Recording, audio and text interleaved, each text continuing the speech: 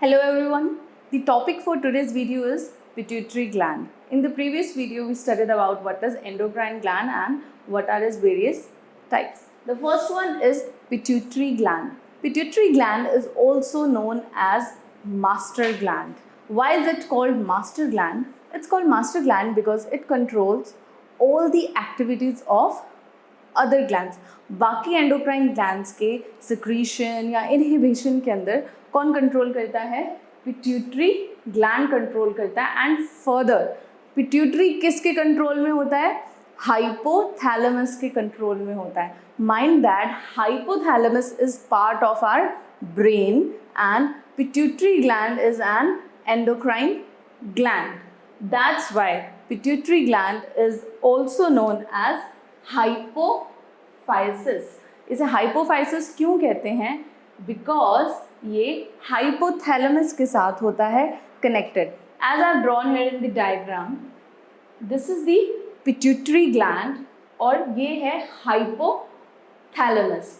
Hypothalamus और pituitary दोनों connected हैं with the help of an intermediate lobe या फिर hypophyseal stock.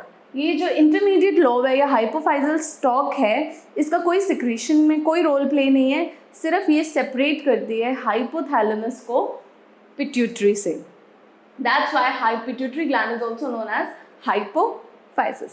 Pituitary is the main endocrine gland. It controls activities of many endocrine glands. That's why pituitary gland को हम कहते हैं endocrine orchestra या फिर मास्टर ग्लैंड. नाउ अब इसकी लोकेशन कहाँ पे होती है?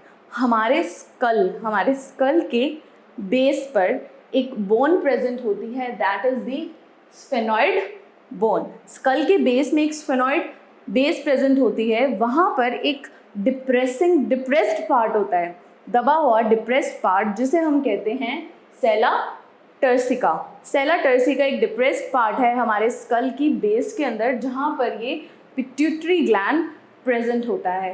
As I just told you, pituitary connected होता है हाइपोथैलेमस से with the help of hypophyseal stalk, इसलिए इसको हाइपोफाइसिस कहते हैं. कनेक्टेड होता किससे है? ये कनेक्टेड होता है ब्लड वेसल से, नर्व फाइबर्स की हेल्प से ये लोग कनेक्टेड होते हैं. Now let's move forward with this. इसका बेसिक फंक्शन क्या है? पहले इसके अगर स्ट्रक्चर की बात करूं तो पिट्यूटरी ग्लैंड के दो लोब्स प्रेजेंट होते हैं, जैसा कि डायग्राम में भी दिख रहा है. Two lobes are present, one is the posterior lobe and other one is anterior lobe. और ये दोनों लोब्स के बीच में है इंटरमीडिएट लोब, जो सिर्फ सेपरेशन का काम कर रही है. तो पिट्यूटरी ग्लैंड की दो लोब्स हैं, anterior pituitary and posterior pituitary. Anterior pituitary, क्या other name for anterior pituitary is adenohypophysis and other name for posterior pituitary is neurohypophysis. इसको मास्टर ग्लैंड कहते हैं क्योंकि बाकियों एंडोक्राइन ग्लैंड्स के सिक्रीशन के अंदर हेल्प करता है. अब ये दोनों लोब्स हैं तो पिट्यूटरी की, लेकिन इन दोनों का ओरिजिन क्या है? It's very different. Anterior pituitary या एडिनोहाइपोफाइसिस का ओरिजिन है, it is the upgrowth of pharyngeal epithelium, जो हमारे फेरिंग्स नेक रीजन में, वहाँ की ये अपग्रोथ है. वेयर एज जो पोस्टीरियर पिट्यूटरी है, neurohypophysis, that is the down growth of nervous tissue. ये नर्वस टिश्यू की डाउन ग्रोथ से बना है. अब पिट्यूटरी ग्लैंड तो हार्मोन सिक्रीट करता है, हाइपोथैलेमस क्या करता है? वो न्यूरो ट्रांसमीटर्स, न्यूरॉन्स वो सिक्रीट करता था, न्यूरो हार्मोन्स हम कहें बेसिकली, वो रिलीज करता है. और पिट्यूटरी ग्लैंड हार्मोन्स, अब हार्मोन्स कौन कौन से सिक्रीट होते हैं? एंटीरियर पिट्यूटरी 5 हार्मोन सिक्रीट करता है, जबकि posterior pituitary it secretes 2 hormones. Let's study each one of them. The first is growth hormone, also known as GH. इन हार्मोन्स की फर्दर डिटेल हम अभी नेक्स्ट वीडियो में स्टडी करेंगे. I am just telling the names here. The first is growth hormone, जो हमारी growth के लिए रिस्पॉन्सिबल होता है. हमारी हाइट बड़ी होगी या फिर हम डॉफ होंगे, इट डिपेंड्स कि ये ग्रोथ हार्मोन कितना सिक्रीट हो रहा है, which is secreted by anterior pituitary. Next आता है thyroid stimulating hormone, that is the THH हमारे थायराइड ग्लैंड जो हार्मोन सिक्रीट करता है उसका सिक्रीशन या उसका रिलीज कौन करवाता है? पिट्यूटरी ग्लैंड करवाती है। Next thing is adrenocorticotropic hormone, हमारी adrenal cortex, adrenal gland we know कहाँ प्रेजेंट होता है एड्रीनल ग्लैंड? हमारी किडनी के हेड पे। तो उनका कंट्रोल, उनका सिक्रीशन कौन कंट्रोल कर रहा है? Anterior pituitary. It secretes ACTH. Other hormone it secretes is prolactin hormone. Prolactic hormone is released during lactation period and helps in the secretion of milk. Last are gonadotrophins. After puberty, sex hormones को separate करने के लिए gonadotrophins secrete होते हैं and these are of two types. One is FSH and other is LH. FSH is follicle stimulating hormone and LH is luteinizing hormone.